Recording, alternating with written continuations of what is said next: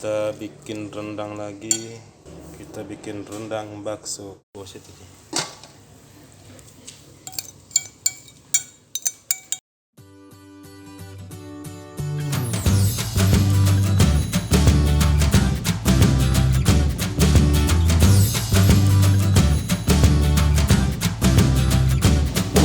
Ini baksonya hasil bikin sendiri. Bakso.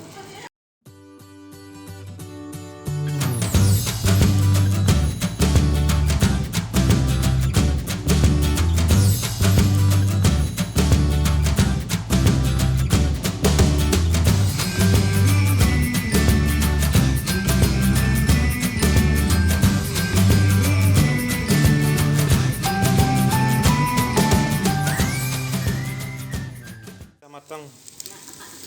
Udah matang. Semantapnya kita salin dulu.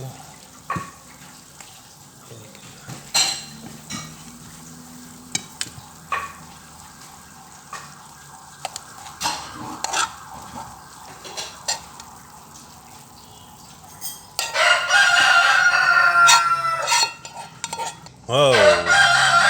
Rendangnya sudah jadi, rendang baksonya sudah jadi, enak.